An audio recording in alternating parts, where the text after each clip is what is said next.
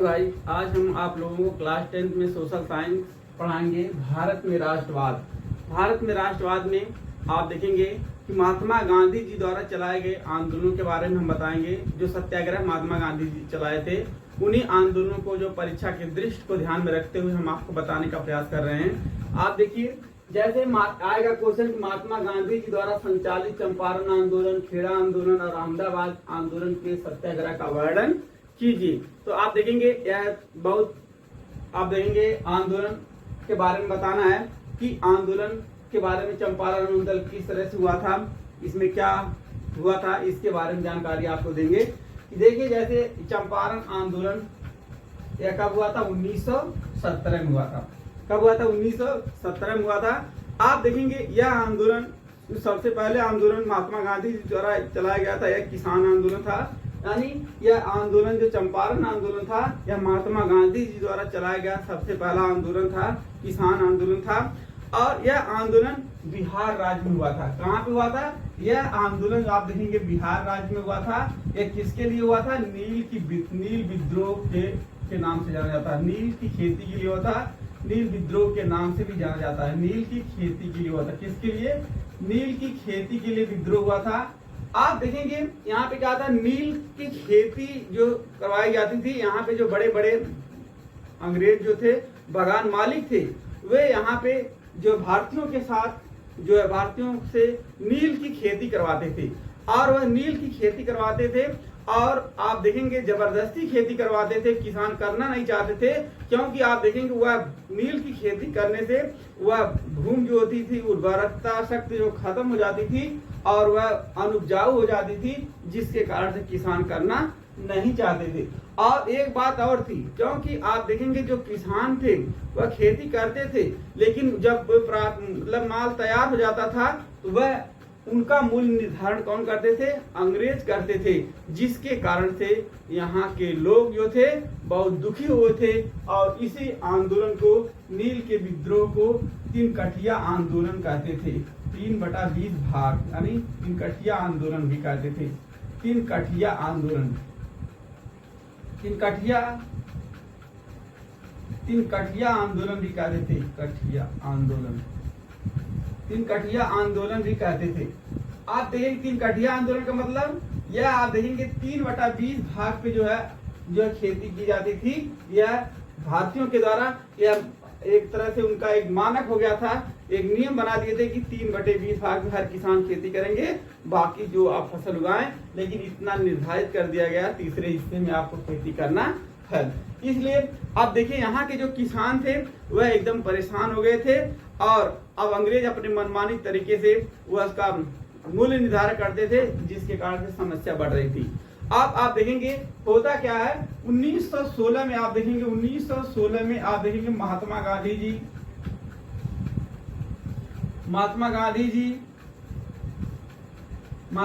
जी लखनऊ सम्मेलन में, लखनऊ कांग्रेस सम्मेलन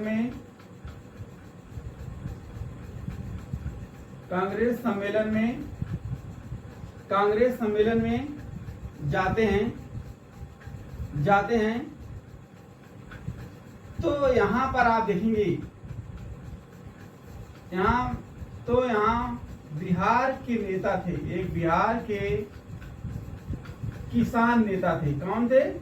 किसान नेता जो महात्मा गांधी जी से मिलते हैं।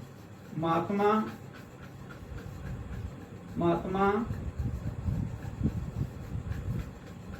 गांधी जी से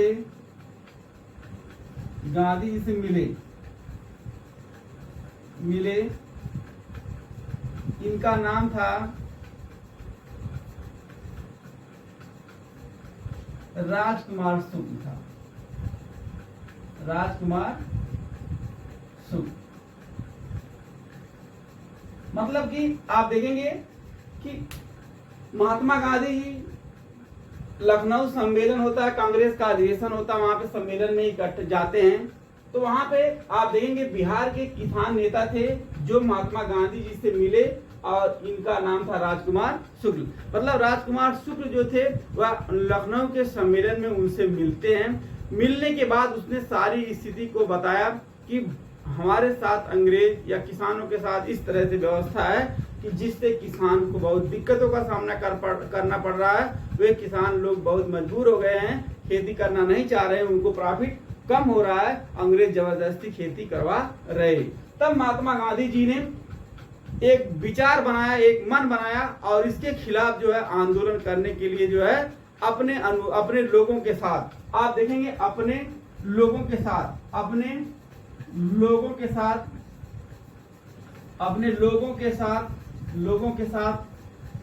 आप देखेंगे उस समय आप देखेंगे डॉक्टर राजेंद्र प्रसाद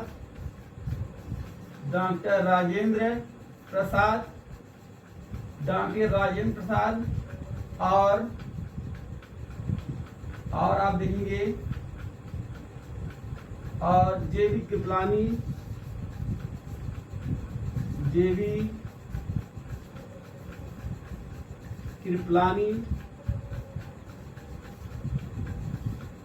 इस तरह से इन लोगों के साथ वह जो चंपारण क्या करते हैं, प्रस्थान की।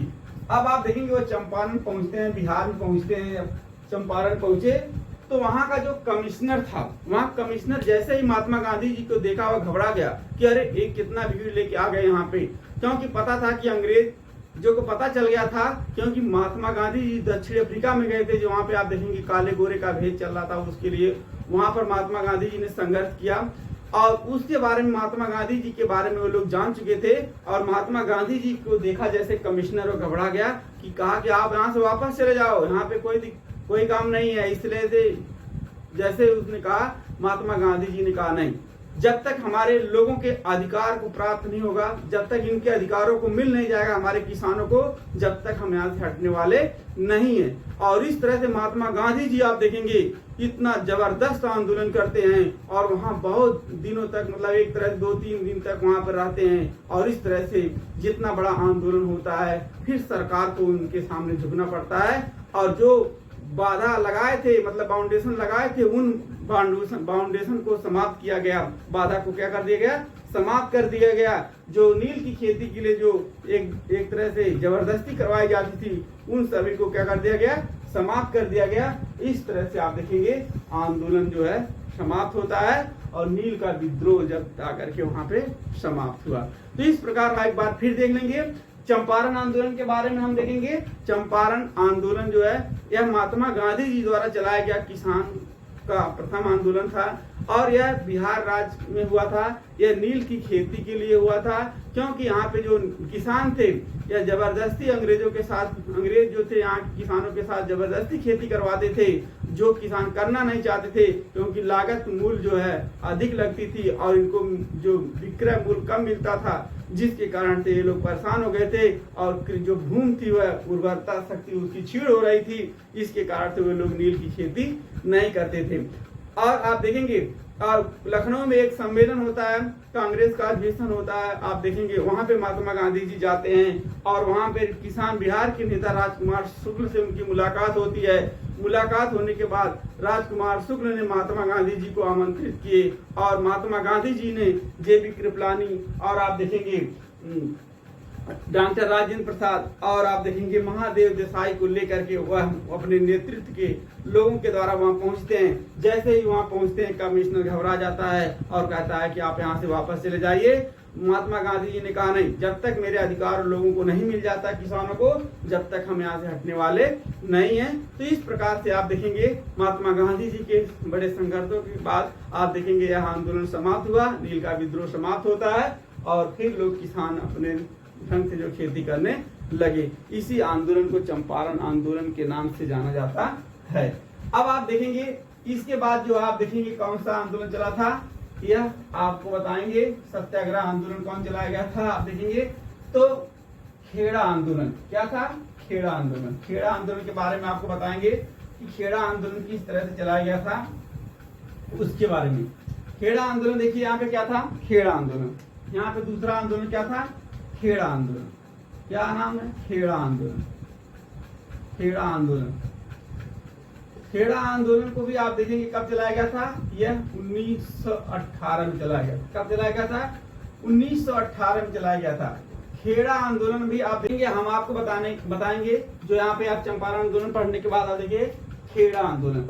खेड़ा आंदोलन को आप देखेंगे, यहाँ पे खेड़ा आंदोलन है, यहाँ पे यह आप देखेंगे खेड़ा जो है यह गुजरात में पड़ता है। गुजरात राज्य में है,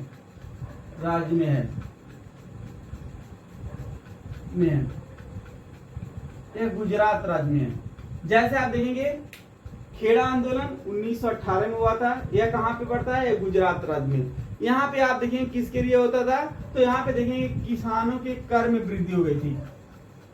किसानों के भूमि कर में वृद्धि हो गई थी। भूमि कर में वृद्धि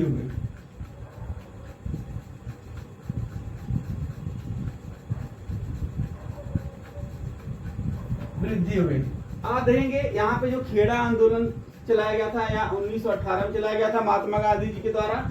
यह जो खेड़ा जो है यह गुजरात राज्य का एक जिला है, और यह किसानों के भूमि कर में वृद्धि हुई थी। यहाँ पे जो क्या हुआ था, किसानों के भूमि कर में क्या हो गई थी? वृद्धि हो गई थी। यहाँ पे आप देखेंगे जो किसानों के भूमि थी वहां पे कर इतना लगा दिया गया था अंग्रेजों के द्वारा, चाहे गरीब हो चाहे अमीर हो, सभी को एकदम एक साथ एक बराबर कर लगा दिया गया था, जिसके कारण से वहां के जो किसान क्या हो गए थे, बहुत परेशान हो गए थे। वह कर दे नहीं पा रहे थे, अगर कर न दे पाने के बाद आप देखेंगे उनके साथ जो है गलत तरीके से व्यवहार किया जाता था और उनकी जमीन को छीन लिया जाता था। इस तरह से बड़े अत्याचार हो गए थे।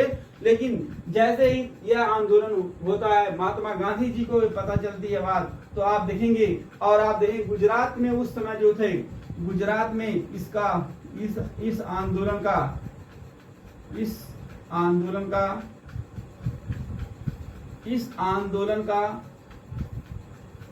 आंदोलन का नेतृत्व आप देखेंगे, नेतृत्व बाल गंगाधर, जो सरदार वल्लभ भाई पटेल, सरदार वल्लभ भाई पटेल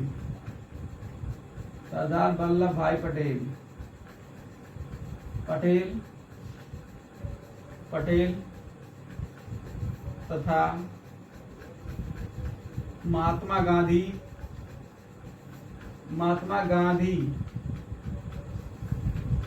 गांधी जी कर रहे थे। अब आप देखेंगे यहाँ पे जो किसानों की मांग को लेकर के कर में वृद्धि जो थी उसको कम करने के लिए यह आंदोलन हुआ। इस आंदोलन का नेतृत्व सरदार वल्लभ भाई पटेल तथा महात्मा गांधी जी कर रहे थे। और महात्मा गांधी जी ने और सरदार वल्लभ भाई पटेल ने वहां पर भी आप देखेंगे गुजरात में एक तरह थे बहुत, और गुजरात की महिलाओं ने भी जो है आप देखेंगे यह आंदोलन में भाग लिया, और इस तरह से यह आंदोलन बहुत तेजी से हुआ। और इस तरह से आप यहाँ पे देखेंगे फिर यह आंदोलन कई दिनों तक चला। फिर अंग्रेजों को इसको भी मानना पड़ा कि जो कर, मतलब आप देखेंगे उनके लिए निर्धारित नियम बना दिया गया कि जो कर देने लायक है वह कर देंगे, जो कर देने लायक नहीं है वह कर नहीं देंगे। इस तरह से महात्मा गांधी जी के द्वारा यह जबरदस्त प्रयास था। और इस आंदोलन से आप देखेंगे एक राष्ट्रीय भावना देश के प्रति जागृत हुई और लोग एकजुट होने लगे। और यह आंदोलन का एक समझ लीजिए सबसे बड़ा हिस्सा था जो राष्ट्रीय भावना को प्रेरित कर रहा था, और लोग एक साथ जुड़ते जा रहे थे। और इस तरह से उनको हर तरफ से यह महात्मा गांधी जी के द्वारा कामयाबी दिखाई दे रही थी। और इस तरह से यह आंदोलन बहुत तेजी से हुआ। एक बार और देखेंगे फिर से खेड़ा आंदोलन आप देखेंगे यह गुजरात राज्य में हुआ था, यह 1918 में हुआ था। यह किसानों के भूमि कर में क्या हो गई थी, वृद्धि हो गई थी।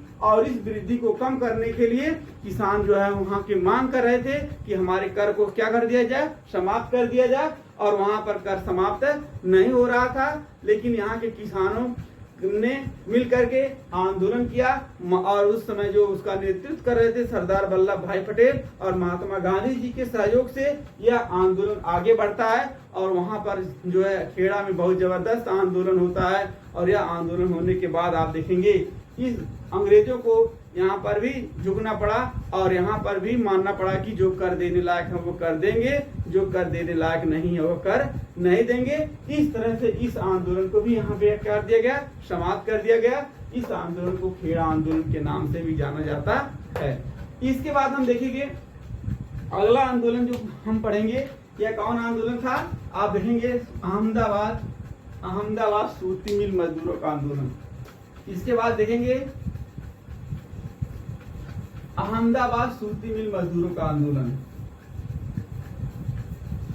इसके बाद हम देखेंगे अहमदाबाद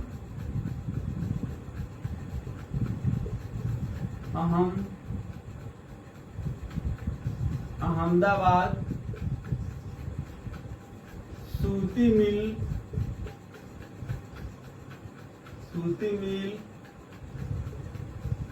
मजदूरों का आंदोलन। मजदूरों का आंदोलन यह आप देखेंगे अहमदाबाद सूती मिल मजदूरों का आंदोलन। आप देखेंगे यह भी कब हुआ था 1918 में हुआ था। कब हुआ था 1918 में हुआ था। और यहाँ पे आप देखेंगे यह आंदोलन जो है यह अहमदाबाद आप देखेंगे कहाँ पड़ता है, गुजरात में पड़ता है। कहाँ पड़ता है, गुजरात में पड़ता है। मतलब अहमदाबाद कहाँ पड़ता है, गुजरात में, यानी गुजरात का क्या है, एक जिला है। अहमदाबाद क्या है, जिला है, गुजरात का एक जिला है। यह आप देखेंगे गुजरात में पड़ता है। और यहाँ पे जो आंदोलन हुआ था यह किसके लिए हुआ था, यहाँ के मजदूरों को वेतन के वृद्धि की मांग लेके, मजदूरों के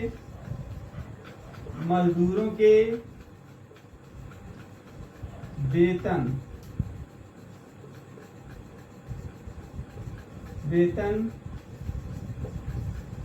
वृद्धि के मांग को लेकर हुआ था। मांग को लेकर हुआ था। मतलब आप देखेंगे यहाँ पे अहमदाबाद सूती मिल मजदूरों का आंदोलन जो हुआ था 1918 में हुआ था। यहाँ पे आप देखेंगे बड़े पैमाने पर सूती के कपड़े बनाए जाते थे। सूती की बड़ी मिल थी और इन्हीं मिल मजदूर यहाँ पे जो किसान थे यहाँ पे मिलों में काम करते थे और बड़े पैमाने पर काम होता था। यहाँ पे बड़े पैमाने पर सूती कपड़े बनते थे। लेकिन आप देखेंगे यहाँ पे जो मजदूर थे उनका वेतन जो था बहुत ही कम था, जो कि उनका पालन पोषण होने में बड़ी दिक्कत हो रही थी। वह किसान जो है क्या किए, अपनी वेतन में वृद्धि की मांग को लेकर के जो वहाँ के बड़े बड़े उद्योगपति थे, उन जो कंपनी मालिक थे उनसे मांग रखते हैं, लेकिन उनकी मांग को जो है वे लोग ठुकरा देते हैं और बहुत दिनों से वह उनका वेतन जो उतना ही निर्धारित चलता आ रहा था, जिसके कारण से उनके सामने दिक्कतों का सामना करना पड़ रहा था और महंगाई बढ़ रही थी, जिसके कारण से उनका जीना बहुत दुष्कर हो गया था। और इस तरह से जैसे ही आप पता चला यह अंग्रेज सुन नहीं रहे थे, तो महात्मा गांधी जी से जो है मजदूरों का यूनियन मिलता है और महात्मा गांधी जी फिर आप देखेंगे इन लोगों के साथ आप देखेंगे यूनियन के साथ मिल करके महात्मा गांधी जी जो उन सूती मिल मजदूरों के खिलाफ जो है आंदोलन कर देते हैं। और यह आंदोलन आप देखेंगे 4 दिनों तक चलता है। बहुत बड़ा आंदोलन था और यह आंदोलन इतना बड़ा था कि लोग आप देखेंगे 4 दिन तक महात्मा गांधी जी एकदम बिना कुछ खाए पिए आमरण अनशन कर दिए। इस तरह से वहाँ का जो मालिक थे, उद्योगपति थे, वह देखे कि अब मामला बहुत गर्म हो गया है। इस कारण से उनको भी इसको झुकना पड़ा और वेतन में वृद्धि करनी पड़ी। और इस तरह से आप देखेंगे मजदूरों के वेतन में क्या हो गई, वृद्धि हुई। और जब वृद्धि हुई तब जाकर के यह अहमदाबाद सूती मिल मजदूरों का क्या हो गया, समाप्त हुआ। इस तरह से आप देखेंगे अहमदाबाद में फिर यह आंदोलन बहुत जबरदस्त हुआ था। यह आंदोलन महात्मा गांधी जी के सहयोग से चलाया गया और जिसके कारण से वहां पर भी सफलता मिली। इस तरह से यह बढ़ती हुई सफलता ने भारत के राष्ट्रवाद में एक जबरदस्त क्रांति लाया, जो आगे बढ़ करके हमारे स्वतंत्र कराने में अहम भूमिका निभाए, इसमें लोगों की एकता जो स्थापित होने लगी थी और यूनियन बहुत तेजी से बढ़ रहे थे, लोग संगठित हो रहे थे, महात्मा गांधी जी के साथ सहयोग बना करके चल रहे थे, जिसके कारण से यह आंदोलन बहुत तेजी से सफल हुआ।